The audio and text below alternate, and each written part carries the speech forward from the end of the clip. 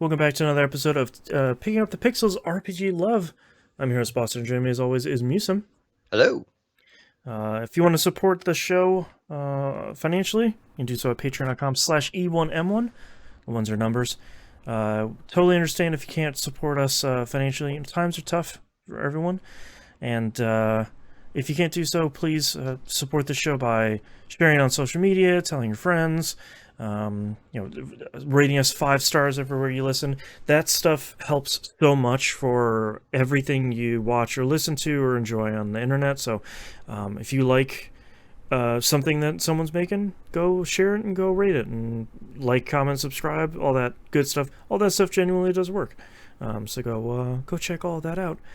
Musum, what have you been playing this past month? Not a lot, if I'm being honest. And Mm-hmm. most of what I have been playing has been in I played this game for a half hour today. Oh, sure. So after we did our Life Is Strange True Colors spoiler cast over Yes. on Game Club, Yep. um, You can check that out over at tvgp.tv. yeah, I think that was a good one. So I was Yep. itching for more Life is Strange, so I installed the remake, the Life is Strange 1 remake. Yeah. And played it and was immediately put off by the graphic changes because I didn't realize how severe it would be. Oh, Um, okay. I'm still kind of adjusting to it. I don't know how far I'm going to play into this. I kind of want to evaluate it like the game versus what I remember it versus what True Colors is. Right. Um, and it's gosh, what hair in that game looks real weird to me. I didn't think that they changed it that dramatically graphically. Is it a pretty big difference? Um, I need to go back and do like a side by side comparison. I just know like when the graphics went on screen, I was like, this does not like this looks like a completely different art style somehow. Oh, yeah, because that was always the thing that I think was so strong on the first one was it was never that, without being mean, it was never that graphically impressive when it originally came out, but it had that cool, distinct art style. Yeah.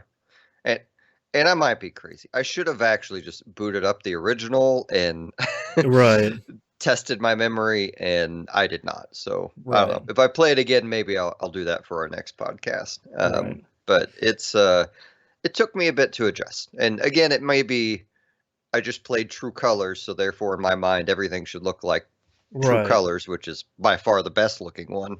Oh yeah, gosh, that game looks so good. Um, but it's I don't know, it's cool. It's I'm enjoying going through and honestly, like part of me just wants to replay through it to see like any things that carried over into True Colors or 2 or something, you know. Oh sure, yeah, But I don't know that I will because I only played it once for about a half hour and then I yeah, haven't gone back. right. Um, I booted up Persona Strikers. Oh Um, right. so I am like I was right at like a sub boss, so I beat him, and then I think I'm now going to fight the boss of this whole second area, and move on. And I instead of fighting him today, I spent like an hour fusing. uh, The Persona way. yeah. Honestly, like coming back to this game, like I feel like I see the limits and walls of the game, which in a way makes it a much less stressful game for me because I'm not worried about losing time or resources or Mm, things like that. Like it's sure. a bit more obvious to me where the safety net is, which is like as long as you don't blow all your money, like, and even if Mm, you do, like, you can probably still just go into a dungeon and leave whenever you feel like. And um, a lot of the encounters you can because they have the hiding mechanic where you're on like a light pole or something and you press a button to ambush them, and then the ambush immediately makes them uh, prone to an all-out attack. right. Um, so you can get through a lot of those pretty quick and do some grinding.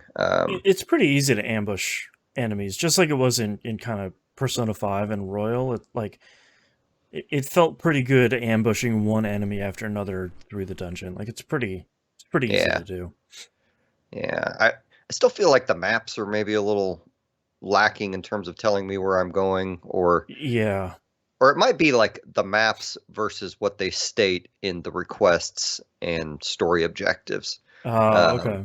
a lot of the time it'll be like, go to this building, and there's not an area labeled that building. You have to know this particular area. You have to teleport there and then go take whatever this street is, and then you're there type of thing. Yeah, yeah. They even do that in the first area where I was sort of like, I don't.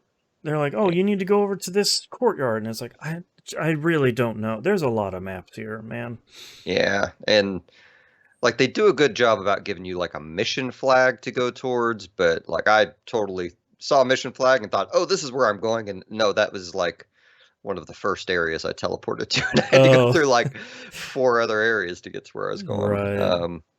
But I don't know, I still really like that game a lot. Hmm. It's funny going back to a Persona or Shimigami Tensei game after playing other games because my immediate instinct is, well, I don't want to get rid of my current personas. Right. Even though that is entirely what you have to do all the time in those games. Yeah. I don't want to get rid Um, of my little buddies. yeah. Yeah. Um, and then last but not least, like I basically just wanted something to do some grinding in because I've been super busy with everything, Yeah. everything that's not gaming, unfortunately, in life. So I just wanted something mindless I could grind in, and I booted that up. And you know, I'm really not a phone game person anymore. I've cut them all out of my life. Hmm. And I still like this game, but I like it right now because I'm not keeping up with it. Which And game is it? Sorry. oh, I didn't say Epic 7. Oh, Epic 7. Yeah. The classic. Yeah. The nice thing about not playing Epic 7 for a half a year or a year is you log in and it's like, here, have like I can't remember. It gave me like 8 or 9 like mystic summons, and they had redone their Wow. mystic summon thing to where you can make like a custom like choose these characters, and they're Oh, the wow. goal. And then I ran all of them, and then it gave me like 3 or 4 like super rare characters whose names I don't remember. Right. But they look real cool. Yeah, like I And think here's they like were 400 leaves. And it's like, wow, yeah, all right, yeah wow. put on top of the 400 leaves I already had. That's right. I don't know, I don't remember what I use them for, but I got plenty of them. Yeah, like they buffed a lot of the characters I already had, so like now they're doing better. And Oh, nice. uh like the meta seems to have shifted significantly Mm, in that game. But everything looks so cool in it, and it's just fun to get in and grind and open a bunch of stuff. And here in another week, when that Vampire Swan Song comes out, which sounds like it's getting middling reviews, but um, yeah, I think that's when I'm going to shelve it and return to normal gaming. right. But it's I don't know. I I like Epic 7, but I really hate. I feel like the concept of games as a service is somewhat uh, toxic to human behavior, which I know is a Right. hot take, but Right. especially as someone like me who I want to get everything in the game, and it's mostly impossible without Yeah, either that's like spending money antithetic or to their yeah, systems. yeah. Right. So it's hard for me to enjoy and keep up with those without them consuming all my time, and I got too much going on to do that, and it's just not where I want my time to go. But Well, and the uh, thing I've always respected, it's kind of like a backhanded respect about Epic 7 is like everything in that game costs about 10 times more than I would ever want to spend. So they're like, yeah, here you can get enough tickets to to get this one character specifically out of like a pity pool. It's only about $150, and I'm like, no, what? No, for real? Like that's not. yeah, Wow, it's even on sale. God, okay, it's terrible. and even if you get the character, you're still a month out from leveling up their stats enough Yeah, you for gotta them to be. level it and do 3 different skill trees, and oh, now you gotta level up all the weapons. It's like, no, I'll watch the numbers go up and see some cool anime special effects. Yeah. Oh, they did do one real cool update, evidently, at some point over the last year. You can now, they have like a modify equipment option, which Hmm. lets you replace one of the stats. So if you have like Oh, an armor with like, I don't know, let's say a defense stat, like a sub stat, not the main one. right. you can swap that out for something else. Nice. That's a And nice change. I don't know where to get to the materials to do that. That's But the I have real a few of rub. them. Yes. Yeah. I like that it's there. Yeah. Yeah. Anyway, so that's all I got. So Boston, what have you been playing? I downloaded a game a while ago on Game Pass on my Series X called Fae Tactics. It's FAE Tactics. And I thought, this is probably a tactics game. I'm gonna safely assume here. So let's fire it up and see what it is. Um, and it is, your kind of grid-based isometric. If you have played a Final Fantasy or an Ogre game, it's very much the same.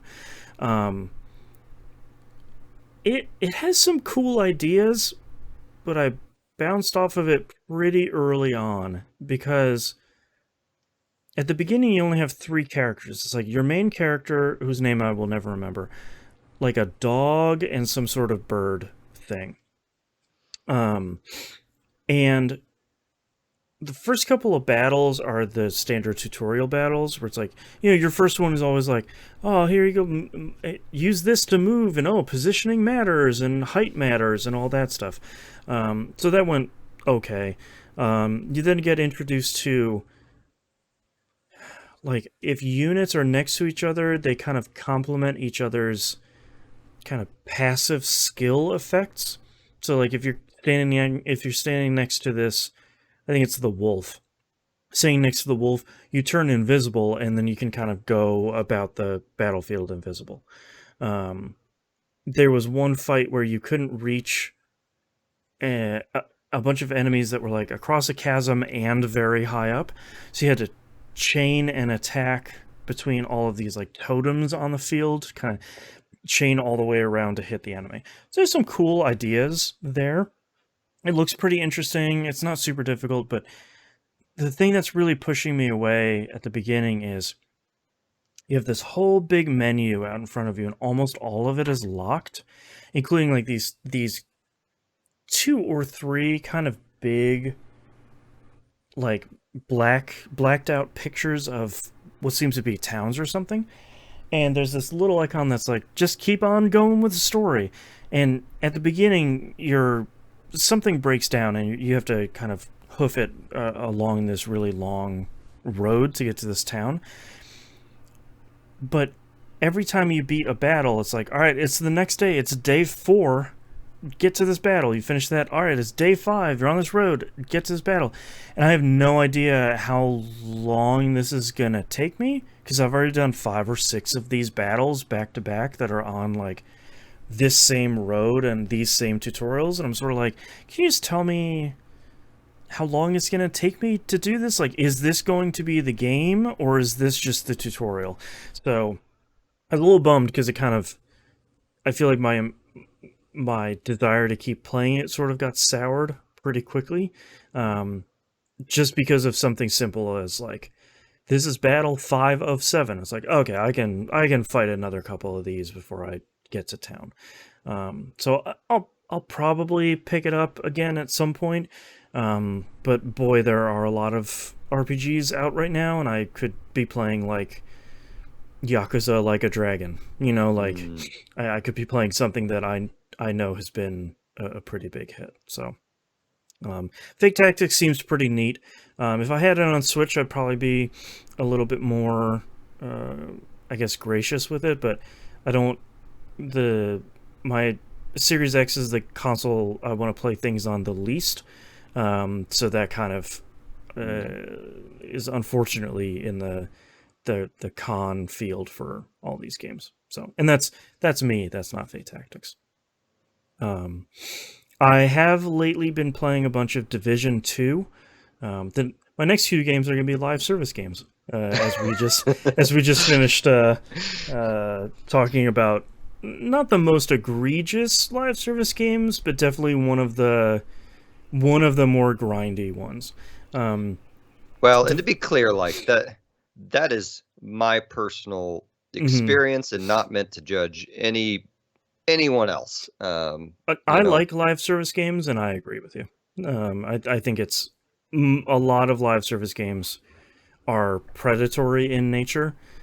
If you can, I think if you don't have the natural inclination to collect everything or get everything or buy everything that's in the store, I think you'll be okay. But I think if you have even the smallest inkling of that, then I think these games are pouncing on you like a wolf. You know, like it Yeah. can be pretty bad. Um, Division 2 had their first patch in a year and 3 months, maybe. Um, if anyone didn't remember what happened in the Division 2, basically Ubisoft Massive was like, all right, well, we finished our storyline. You know, we did the New York expansion. We did a bunch of seasons after that to kind of wrap up the storyline. You beat the latest bad guy. Bye. It was fun. And then, like, a couple weeks later, Ubisoft on some stage was like, and we're committing ourselves to even more Division 2. Ubisoft Massive is like, that's what, really? Because that's not, okay, I guess we're going to make more Division 2, along with, like, 3 Star Wars games, so, okay. Man. Um, so I guess part of what has taken them so long, in the meantime, they've been rerunning old seasons, so there's been stuff to do, but if you had done them before, there was not a lot there, which is why I wasn't playing the Division 2, and it's a good time for people that had been doing that to maybe check out other games. Instead of stop gnashing your teeth on Reddit and just go play things. Um, but apparently, in the intervening year or so, Ubisoft Massive was training up another Ubisoft studio to take over the Division 2. Um, and I think it's Ubisoft Shanghai, I think. So they're running Division 2 at this point. So this is title update 15, I think, is the latest patch. Came with a whole bunch of improvements and came with a brand new season, which has, 100 season ranks and new activities and all that stuff. And all that stuff is fine. Seems like the patch came in a little bit hot, like Division 2 patches usually do. There's also a new mode called Countdown, which Countdown? Yeah. Just like a timed 15-minute 8-player mode, which has 2 teams of 4 players kind of attacking forces that are trying to take down this nuclear power plant. You're kind of taking it from 2 different sides. It's a cool mode, but I'm not super hardcore in the Division 2, so a lot of it was either I'm way out of my depth, or the first time that everybody dies, they didn't wait to get respawned, they just quit. It's like, okay, cool, we started with 8 people, and then we got halfway through and we have 3, so that's not working out very well. But they did do one thing that I think is a pretty big marked improvement this time, which is one of the bigger criticisms of previous seasons is you kind of do all this, I don't mean this super negatively, but you do all this busy work out in the world, where it'd be like, oh, you capture 3 control points, you do a couple bounties, you do 1 mission, and you do one of these other things. And then at that point, you'd like find where the bad guy is, and you'd kind of just go over there and take him out. It wasn't super rewarding. So this time you do a little bit of that busy work, like maybe a quarter of it, and then you actually go do a special version of a story mission that is remixed a little bit, has different enemies than you'd normally fight, and is way harder. So it's kind of nice to see them taking some of that feedback to heart and saying like, all right, you guys didn't really like busy work on top of busy work, even though it is kind of a looter shooter, which is kind of the name of the game. So it's nice to see them kind of change that stuff a little bit. But Division 2 is still great. I think that game is still a lot of fun. If anyone wants to play it, I highly recommend the solo experience. You can buy it. It's normally on sale, like the game and the expansion, for like $10, and that's probably about 40 hours worth of gameplay.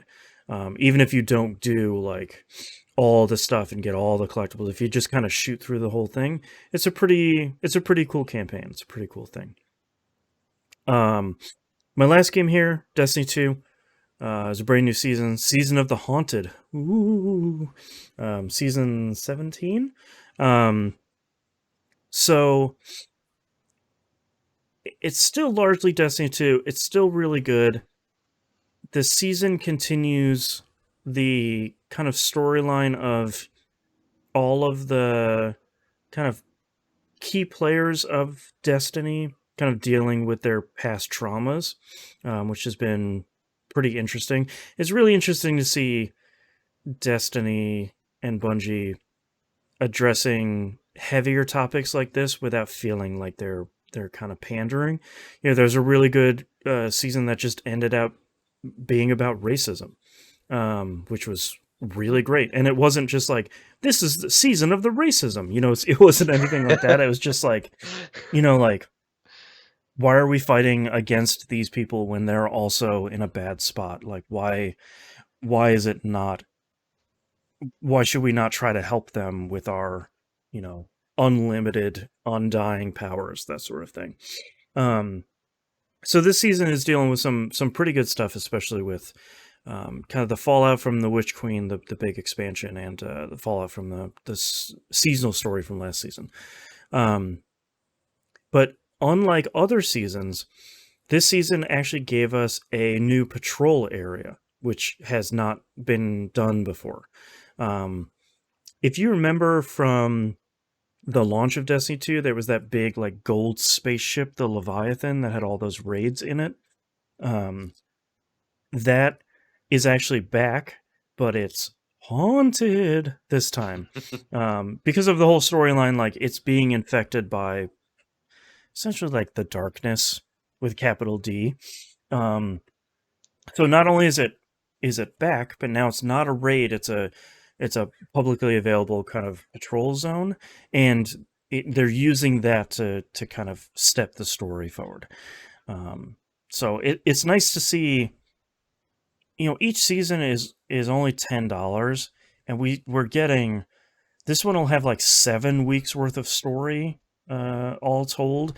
It has 15 new guns, I think, like 3 new armor sets.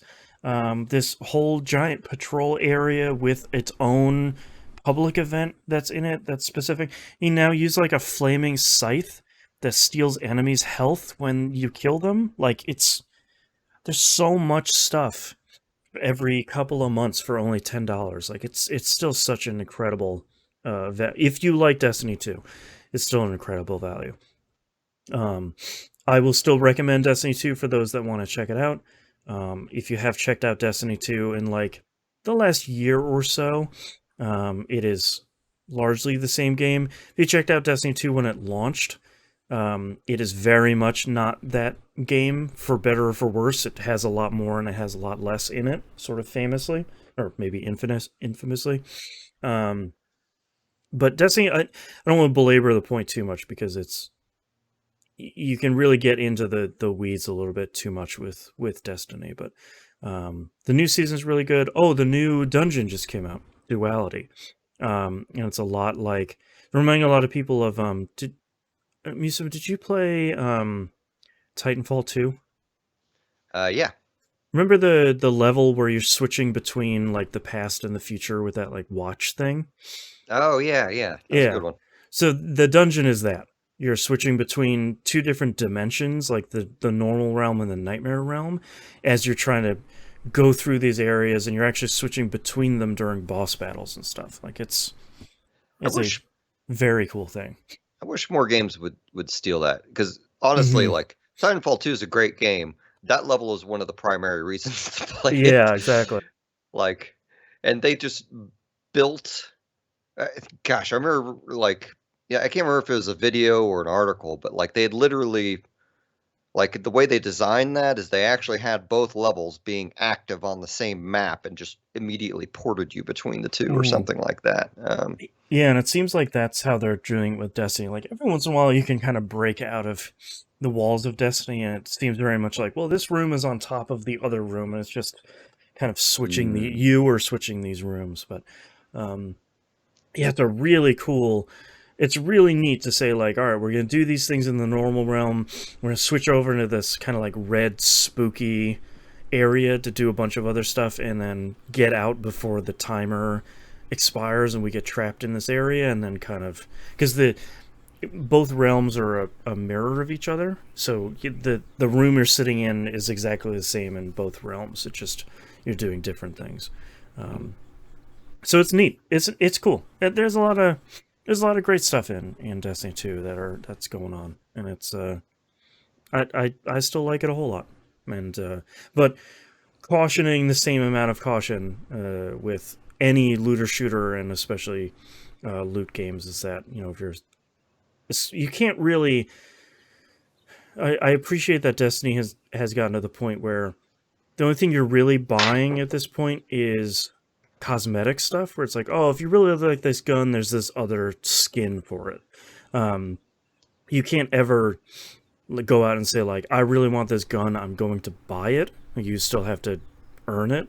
But if you're especially susceptible to that stuff, then there's still a little bit of that stuff in there. Not anything as egregious as something like Epic 7, but there's still stuff that's in there, which I appreciate, because Destiny 2 is a really popular game. Like it would be, they got a couple of years ago they got rid of loot boxes in Destiny, which is really great.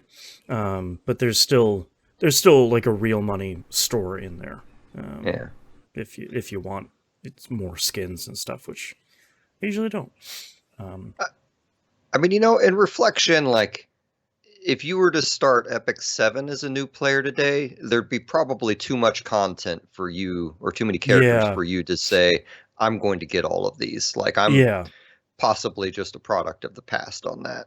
yeah. Well, and man, that's always got to be the hard part about any live service game or any games like this that are continuing to grow and evolve. It's like, man, like that's clearly the thing that Destiny 2 is struggling with and has always struggled with. Is just like, all right, welcome to Destiny 2. You installed it, great. Here's a million things. I don't know which one you should care about. Go. It's like, oh boy. So in Epic 7, you'd have like a clear, these characters are the meta right now, so you should Mm-hmm. really push to get one of these or four of these, I don't know, 20 or so characters and level them up. Right.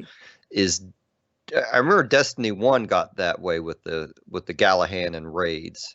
Where's Yeah. Destiny 2 right now with loadouts and that? Do they have a clear, you must have this for the meta type thing going? Yeah, I mean, there's always a meta that's going on, but I think Destiny 2 has. I think a lot of people might disagree with me here, but I think those people would be like me, and they're playing it every week. When the season's hot, they're playing it a little bit every day. But I think if you step back from Destiny, um, there isn't any one weapon type that's bad. You're not gonna pick up like a fusion rifle or a shotgun. Everyone's gonna be like, "Oh man, get out! You can't use that." Like, it might not be the best, but it's going to do the job at like exploding aliens. Um, there's definitely a clear meta that's happening right now. What Bungie's been doing over the last couple seasons is they've been, when Stasis came out, they like put in a different system where it's not like I'm picking my tree and then here's all my skills that I only have. They have a system of like aspects and fragments, so you're kind of picking your bigger top level skills and then attaching lower level skills to that. So it's almost more like a Diablo 2 kind of skill tree. It's not a tree, but you're kind of saying like, I want these two big Mm. attacks, and then I kind of want to augment them with smaller effects here.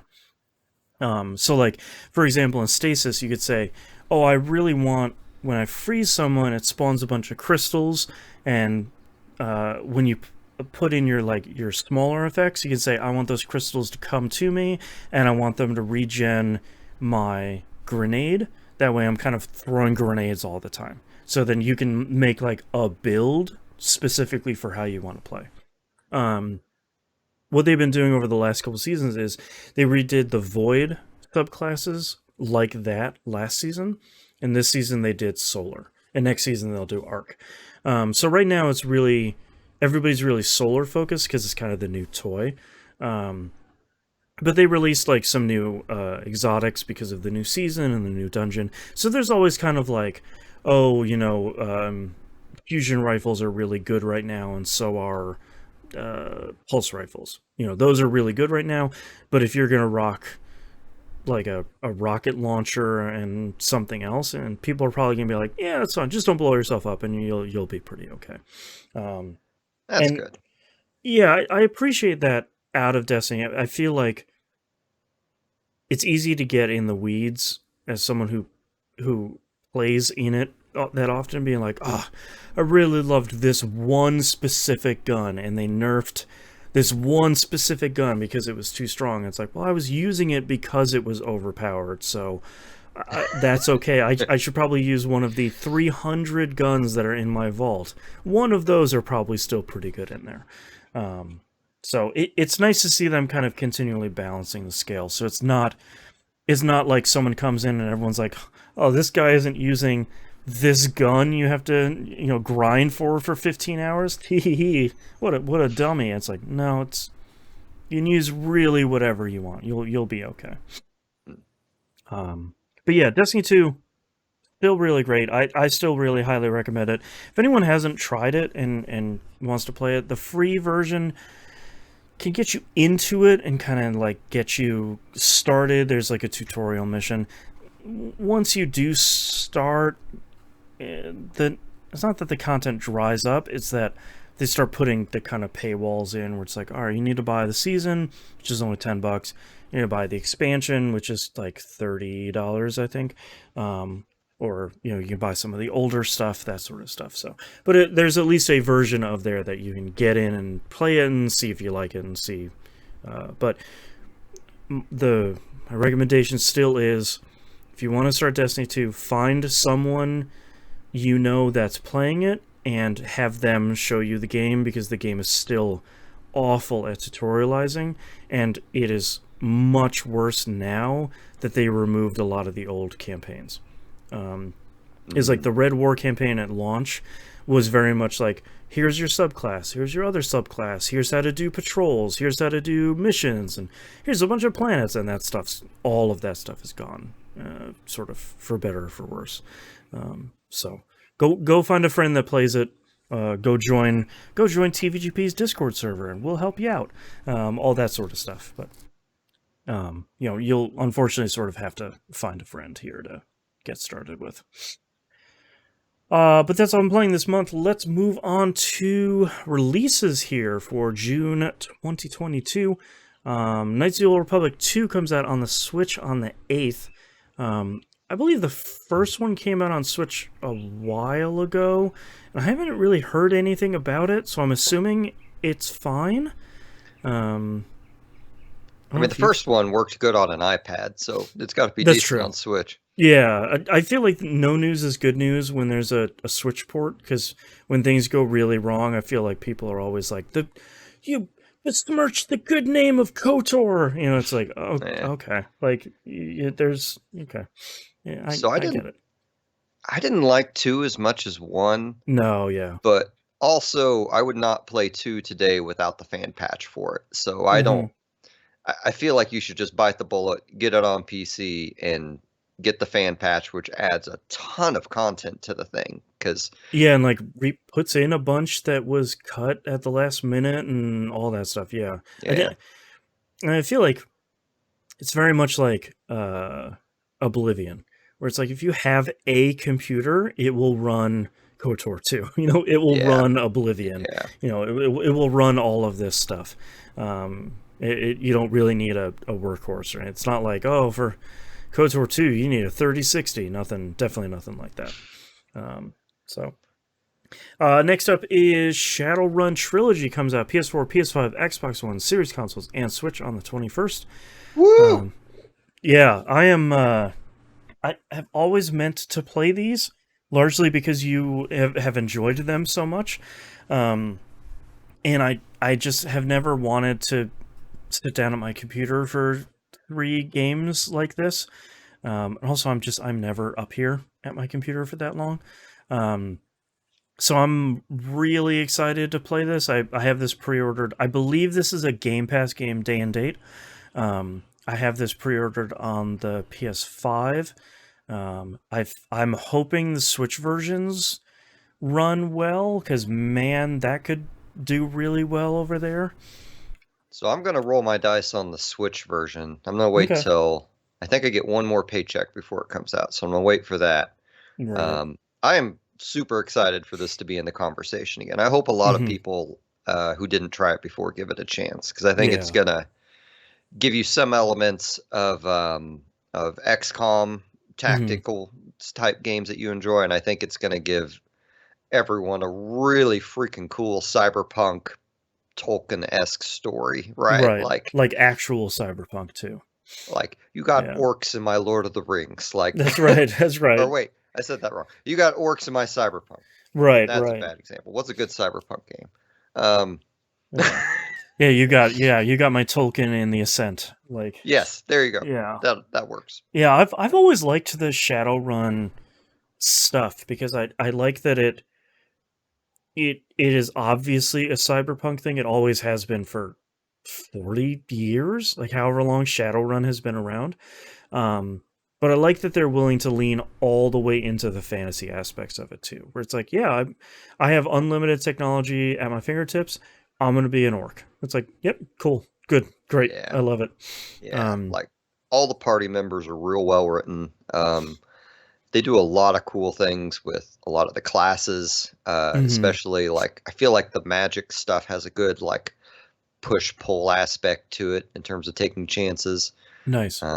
Like the main negative part, and I'm just going to keep warning everyone against it. Right, The main right. negative part is going to be the hacking, Yeah. because they the Matrix in the movie was in basically Shadowrun before many things, but Hmm. when you go into it, it is very poor in Shadowrun Returns, which is again a skippable game, but it's also only 20 or 30 hours, so I don't know how much game time you have. Yeah, I'm looking, when I fire it up, I'm looking to set like the very first game, set that on easiest difficulty, just kind of get my way through it, and like I don't, I want to worry less about the fighting and the hacking and more about like the world building. And it's been a long time since I've dealt with anything Shadowrun. Like I think I played the Genesis game a little bit. Ooh, Um, man, that's a hard one. yeah, so it has been a very long time. So I'm kind of part of my excitement is getting back into the world of Shadowrun, getting kind of I played a lot of Citizen Sleeper, so like I've played a very good cyberpunk thing recently. Um, but it's kind of, I haven't played a tactics other than a little bit of Fae Tactics. I haven't played a tactics game in a long time. And the board game in Horizon Forbidden West also doesn't count. But I'm excited to kind of get my feet wet with a tactics game again. Well, and now that you mentioned the Genesis game, I completely forgot. Like, at least one, if not more, of the characters from the Genesis game are in Returns. Wow, Um, wild. That's crazy. I don't know if like either is canon to the other. Right. I don't know the Genesis game that much, but they 100% do some similarities in terms of how that game starts and some of the characters you meet. Oh, wild. Yeah, because if anyone doesn't remember, there was a Genesis and a Super NES Shadowrun game. They were both a little bit different because of, censorship and standards and all that stuff back then were much different than they are now. But yeah, I don't know. I'm pretty pumped about this. Not only you, but pretty much everybody who has kind of stuck with the new Shadowrun games have said like, yeah, they have a little bit of a rough start, but once they hit their stride, like they get really really good. Yeah, I adore Dragonfall in Hong Kong, Yeah, and I've never played the director's cuts of either, so I'm excited to do that. I don't know. Well, no, I'm probably gonna skip returns. We'll see. yeah. We'll see in a month. You've already been through there, yeah, yeah, Yeah. and I don't know if we know. What's going to carry over between each game, if anything. But Oh, um, nothing. oh, I'll okay, tell you that now. there you go. They are all a completely different cast of characters, different Oh, cities, nice. um, different stories. I don't think there's any like there's no save game importing. Like Okay, I don't think there's any crossover. that's nice. And lastly here, Fire Emblem Warriors 3 Hopes comes out on the Switch on the 24th. I genuinely forgot this was coming out. This is another Musou game from what I remember. It's another, I think the previous Fire Emblem Warriors game was pretty good. Everybody seems to like these Musou games that are coming out of Nintendo and Nintendo Studios. So I heard the Zelda one was really good, even though the frame rate was pretty awful, pretty consistently. Um, but these all seem good. And he keeps reminding me, "Hey, you should play Fire Emblem Three Houses." And I go, "Yeah, sure, probably at some point. I don't know where Yeah. I'll find the time." I did like Fire Emblem Warriors. My ex-wife and I played it a bunch on the couch. It's a good couch co-op game. Oh, nice. Um, but it's very much a Muso game. So Yeah, like they've gotten a lot better at making them not as not as monotonous, but that's still like it's still on the monotonous side of the scale.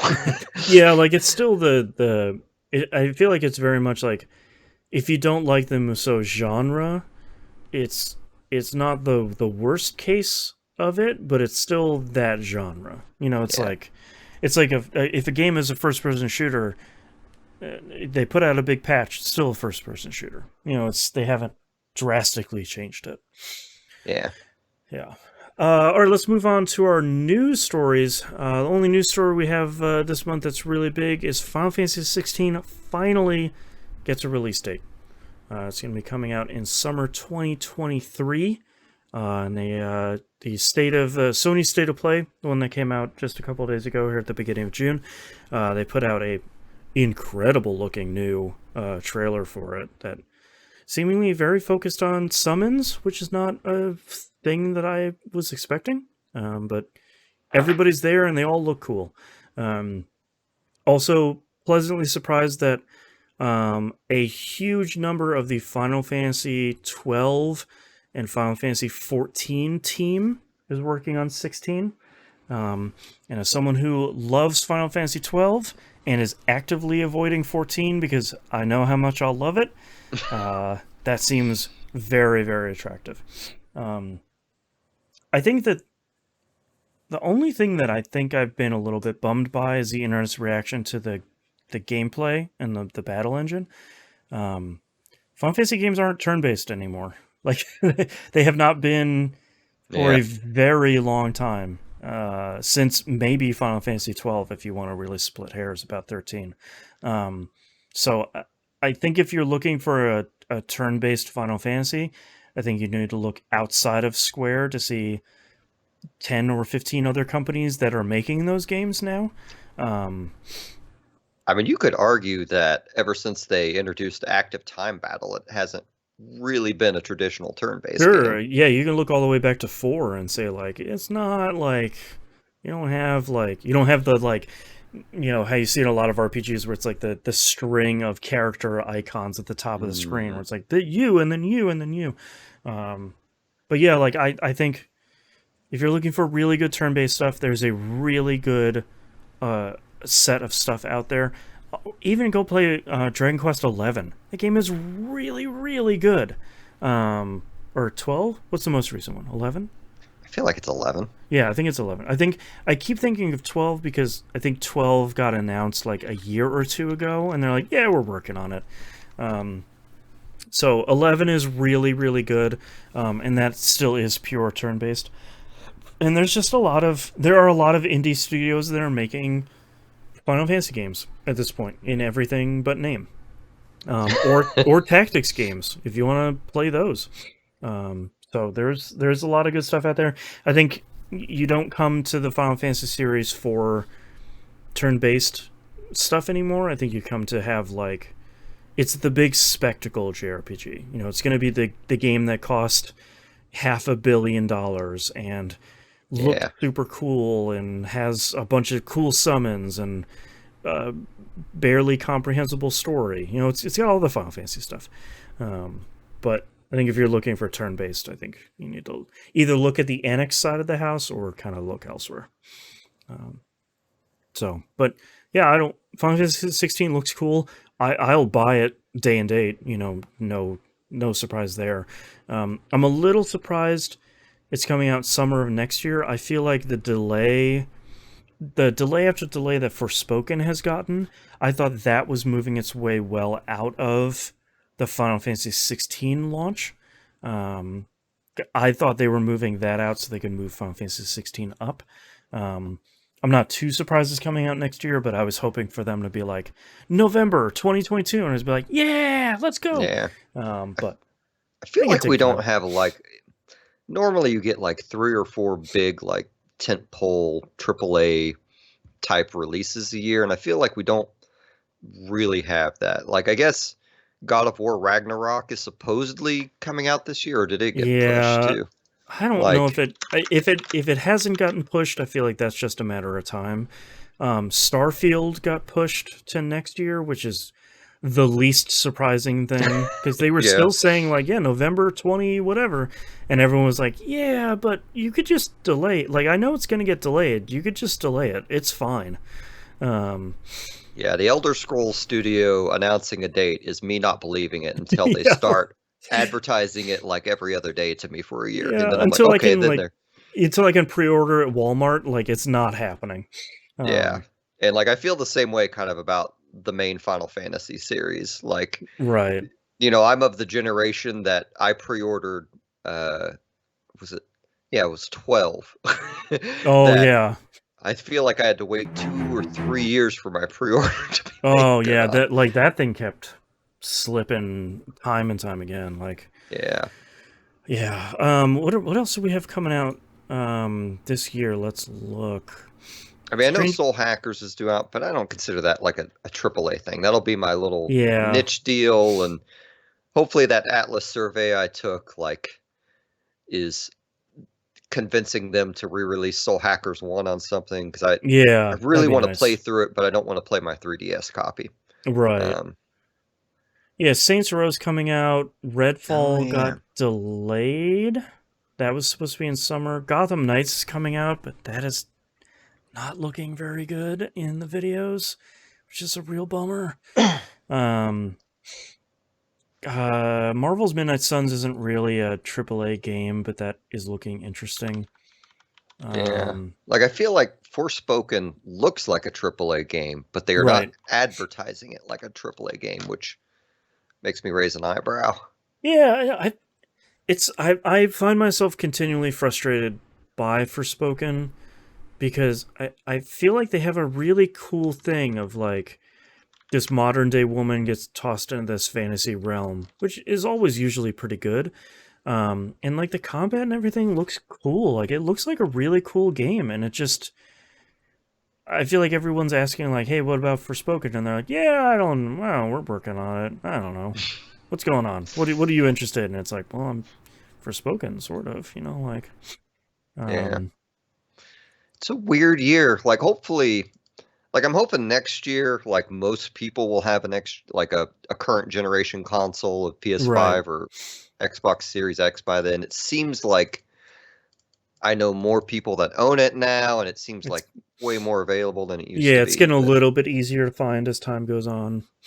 yeah, Yeah, um, yeah. It'll be interesting. I find myself super excited about every new Final Fantasy game, even though I never finished 15 and I really should. Um, I I really liked 15. I feel like once yeah, you get halfway through the game, and then it's like the first. I don't remember how the game's divided up, but I remember is like the first third of the game is open world, and the last like half to 2/3 you're kind of on a linear storyline for the most right, part. And right. I know they changed the ending because I Yeah, had a because they friend changed beat that it. one chapter that everybody hated. They changed it a Yeah, little bit, but apparently not enough. And then they changed something about the ending. Yeah, it sounds like they changed some major details because I can't really directly say what it is, but I beat sure. it. And I'm like, oh, that was a a pretty courageous kind of move to make for your ending, doing that Hmm. to these people. And then I asked my friend what he thought about it. He's like, "We're talking about that didn't happen." I'm like, "What do you mean that didn't happen? Like that's a whole. Right, that was the ending. So how did they not? Okay. Yeah. Um, Well, they also released all that DLC too, which I heard a lot of it was actually pretty good, like the character stories and stuff. Um, and they well, and a released that lot, multiplayer mode too. I totally forgot about that. Jeez. and like most of the DLC takes place during the game. It's like the individual characters, like Yeah. this is what they did during this time period. So like Right. now that everything's out for it and they're done continually generating content for it, like it's probably the Right. perfect time to play through it. Yeah, I'll have to play that at some point. I feel that's the only one I haven't really finished. Wait, I take that back. I also haven't finished Final Fantasy 3 because that final dungeon is just brutal and Mm. there's no save points in it at all, and the final boss is just mean. So I've been to the end. I finished Final Fantasy Legend 2 and 1, which are both totally mean games, and I can't beat Final Fantasy 3. It's just a real bummer. Um, Oh, hey, eh, Hellblade's coming out this year, isn't it? That probably qualifies yeah, for that's a true. I think that's coming out this year. Yeah. Yeah. oh, There's still some cool stuff coming out this year, yeah, I think. Yeah. just yeah. All right, well, that's our episode for this month. Thank you very much, everyone, for listening. You visit us at pickingupthepixels.com. Everywhere to find and follow us is on the right hand side of the page. Check us out on Twitter, pixels. At picking up pixels. I think that's about it. Music, where can we find you online? You can get my music at musim.bandcamp.com, musim, and also my band's music. Just go to axis-band.com, and that'll take you to all the different streaming services and stores you can get it in. Nice. You can find all my shows at e1m1.com. The ones are numbers. Thank you very much for everyone for listening. We'll see you next month. Bye. Bye.